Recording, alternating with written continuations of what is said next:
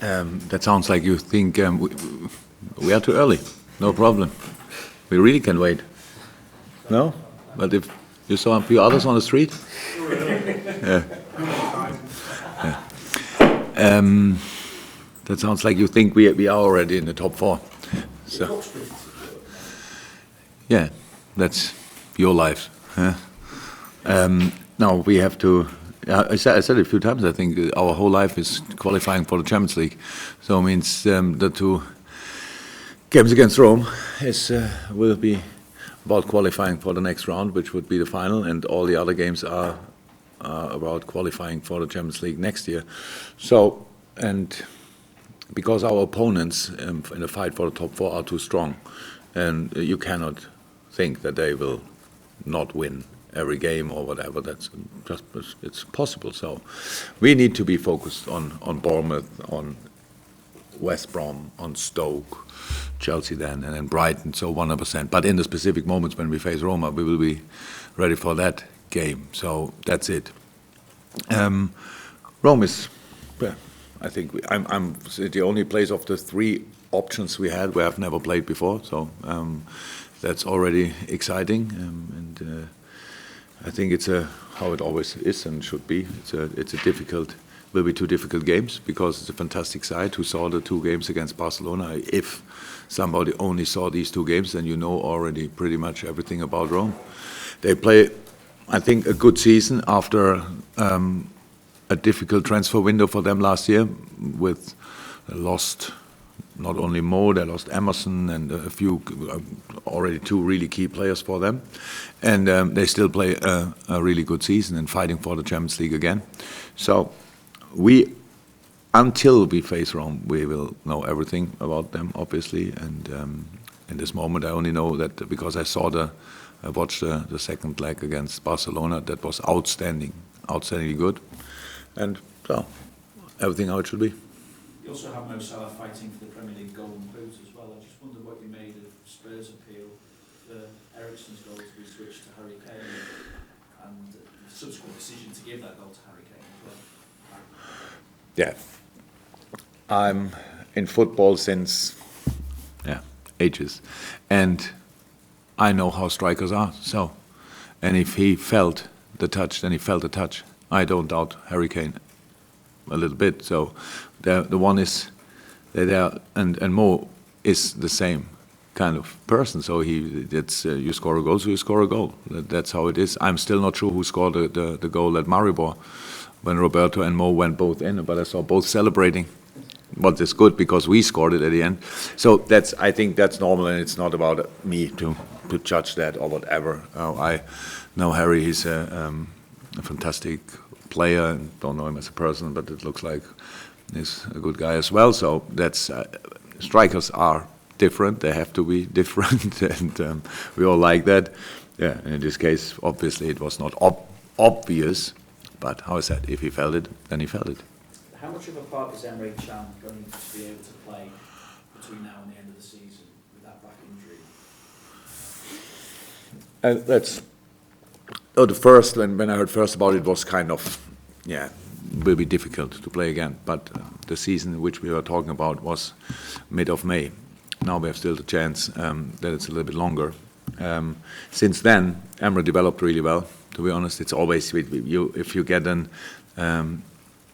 if someone tells you the time it will take, then it's always a guess. It's not 100%. It's when a ligament is ruptured, you know it because the experience needs around about 6 weeks only the ligament to heal, and then you have to do all the rest around. But it's with these kind of injuries, it's different, and so he's in good hands in the moment, and he's not overly happy about the situation, you can imagine, but he's quite positive that it goes quicker than imagined, and that's no, I'm waiting for that. So I don't know. I know I said in a German interview, but they asked me is the season over, and at that moment it was like probably, but it's not that sure anymore, to be honest, and so that's good news. But he will not be ready for Bournemouth, that's for sure.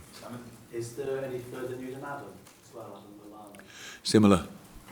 It's similar, so it will be close that he can come back again. no rush in, makes no sense. But if Adam is available, then yeah, you will see it. And it's not.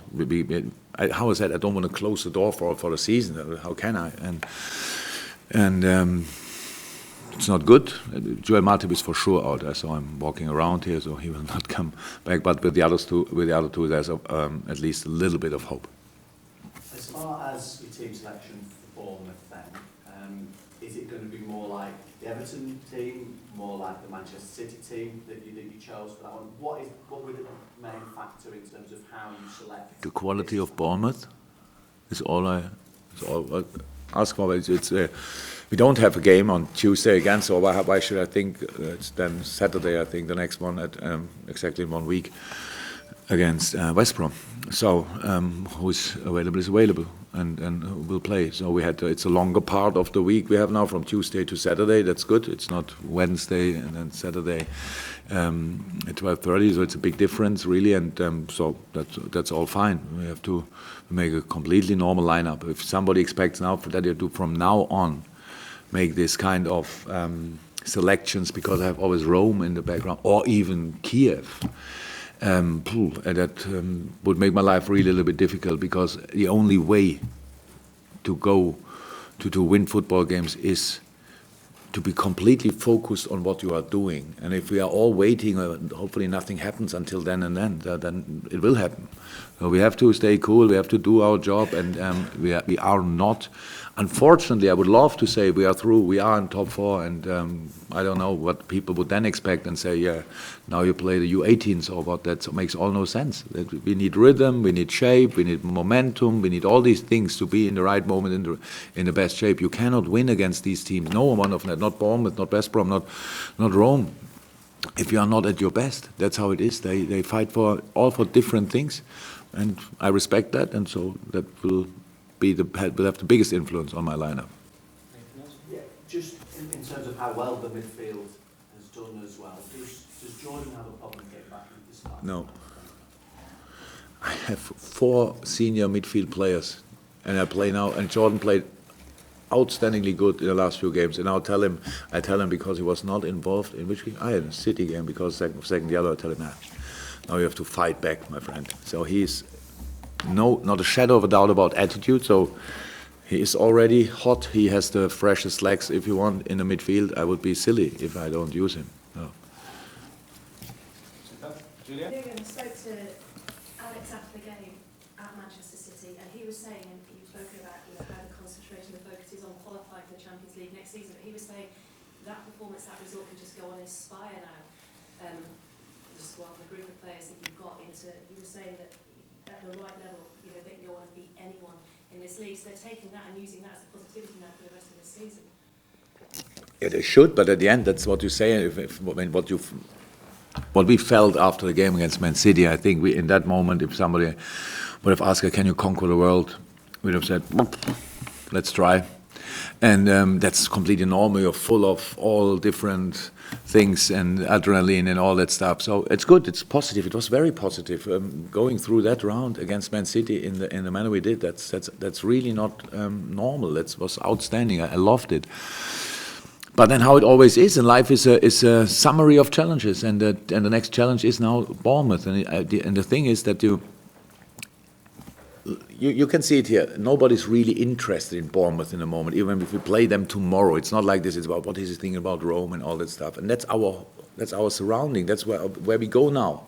If we would go out wherever, only buying a bread, then they would say, and Rome, good draw. And you have to say, yes, but tomorrow, by the way, is Bournemouth. So, and I have no problem with that. And that's what I want from the boys. We have to show up, and again and again and again. It's a good moment. Club is in a good situation. Atmosphere, all is good, but now we have to use it still. And there's no reason to think about anything else. We had so many problems in the last few weeks, here and there, with players not available in the moment when you really need pretty much all of them. And so far, so good, but that's how it needs to stay. Bring it back down then to another level.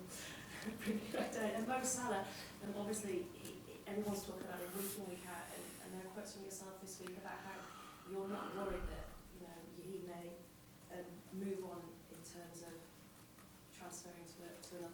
despite the profile that he has. And you're not concerned in the fact like Luis Suarez left and Pochettino as well. But you're happy and you believe that he'll be here long term. Yeah. Of course, no. It's all about the question. It's not a situation that I would even think about it. So Mo Salah came in a year ago, not full year, 9 months roundabout ago he came in. Yeah, to make the next step in his career, and he did it. So that's it. To come to Liverpool, really to Liverpool, he had different options, and he wanted to come here. So if you now always start talking after a year, and it's all that thing. Is it will he leave or whatever? And then I don't think about it. But it was again the German interview. He asked me pretty much the same question, and I said, "Yes, I'm confident. I think he will be." I don't think. I know he will be here. But that's all. It's not. It's only because people always have something to write, something to talk about, and all that stuff. But on the other side, we are not all like we don't want to change all time. And now here, now settled here, now go there, completely new surrounding.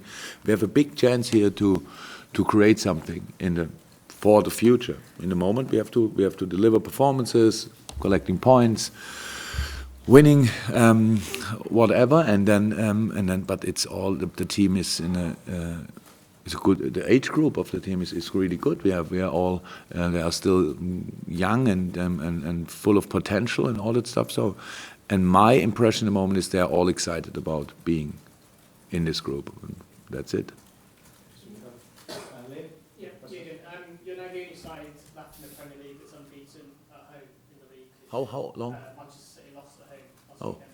Oh, okay. So you have 3 home games left. How significant an achievement would it be to be unbeaten for the whole year? I would love it, but 3 draws would not make me really happy, to be 100% honest. So I have no problem with records and stuff like that. It's always good, but it's really about the next game. And again, Bournemouth. This, how I see it, I don't want to be disrespectful, but it looks like a really tiny, small club there in the south of England, wonderful region. They do an outstanding job. They saved the league pretty much 4 or 5 match days before the end of the season. So many big clubs, big history clubs struggle, are already in the championship, or maybe will go there. That's such a big achievement. I really, Eddie Howe and his stuff, what they are doing there, and the boys, it's unbelievable. So they have all my respect. So, and I don't think a second about the other games after that. So that's it. That's really Bournemouth. Football playing side, good counter-attacking side, fantastic squad, different options, wingers, strikers. Now, okay, Stanislas out, but still really good options. Changed a lot during the year, lineup-wise and stuff like that. So always reacted and still stayed to their style. And that's really good, I have to say. That's really good. And I know always when you talk about managers of the year and stuff like that, it's always about the guys up who's champion or whatever. But what Eddie Howe is doing there, that's outstandingly good. And so we need to be ready for that game, really 100% ready, and not think about any records. But it was difficult enough to win or not lose all these games. If we would have won all of them, then I would be much more happy than we would be already in the Champions League qualified. So a few draws were involved. So let's start the next run. Check on injuries, anyone struggle after the midweek game? Yeah, pretty much all of them. So because it was intense, but I think until tomorrow we will have 11. So that's how it is. Of course, it's not that you. The morning after a game, when you wake up, then you feel the intensity of a game. Directly after a game, it's pretty rare that somebody really feels it. So we are used to deal with that. And so now we have one more session this afternoon, and we'll use them to give the last 2 informations. And then we will have, I think, a good team which will face Bournemouth. Anything from you, Glenn? Jurgen, the scenes at the end of the City game where you and the players went out to the fans at the end, was that another reminder just how seemingly everyone at the club's pulling in the same direction? Yeah. Didn't need that proof, didn't need that. I knew it before, but of course it's wonderful. So that's, we have all we all know that football is not the most important thing in life, but it's in these specific moments it feels like this. And then if you can join moments like this with your fans, that's just outstanding. I'm really not a social media guy or something like that, but I watch on this. I love these little videos when people celebrate at home or whatever, and they go completely nuts, and you think, wow, because that's the life we don't have anymore. We are all football fans, but it's really rare that we understand, and if we understand, then something bad happened before that, where we really can feel that, and then you see it at least where we were really close. You can see the faces, you can see the joy, and yeah, that was outstanding. And we all felt exactly the same, unbelievably happy, and yeah, great in that moment. In that moment, life catches you then always again afterwards with all the problems, but these moments are really rare, and so we enjoyed it a lot. One more. Yeah, just check. Yeah, we just had a message through saying that there's not going to be VAR in the Premier League next season. Premier League clubs have voted not to have it in the Premier League next season. What do you make of that? It's a private message, or It's an email that's come through from one of my colleagues, and if it will load up, it says that Premier League clubs have today agreed to continue advanced testing of video referees throughout 2018-19. but a World Cup, no VAR. but it will be at the World Cup, right? The World Cup will be VAR, or the Premier League decided as well it will not be at the World Cup. You can't do that. I think a few people think they could do it. Yeah. The only experience I have with VAR, it's not really an experience. We have the West Brom game, and I really think that was very interesting. To be honest, it was very interesting, and we all agreed that it took a little bit long for all decisions. We spoke about that. In Germany, how I said, it's settled. It needed time, and it will need time. When we start with in England, then a year later, it still will need time in that situation. So I don't know what I would say is a perfect solution or decision or not. I don't know, actually. It's just like it is. I think in a lot of moments, you would love to have it. And in some moments, so sometimes you suffer because of no VAR, and sometimes you have the benefit of it. That's how it is. But I stay to it. I stick to it. I really would prefer that we have the right decisions. But it need to be fixed before that. I think it's not perfect in the moment. I heard an interesting piece, I think, on radio about rugby. They use it as well, and they are not overly happy with it because now they start talking about everything, so that needs to settle. There still must be, after a throw-in, which was the wrong way, and they score a goal, and then you go back and say, oh, I saw it, throw-in was for the other team. That's all. The culture and the soul of football needs to stay, and the part of the football is, even if I'm not the best in accepting these things, because I feel it happens too often, but if I'm not bad, it's this kind of discussion after the game. So, right, not right, the penalty of Real Madrid against Juve, I think they would be together. The VAR 2.5 hours, and then they would have said, I think there was contact, no contact, yes, it stays difficult. But to make the right decisions more likely, I think that, and to help the ref, really, I think that's important, to help the ref in these situations, and not to make life more difficult for them. Then it makes absolute sense. If the smart people think it's not the time for that, yeah, maybe wait another year and work on it.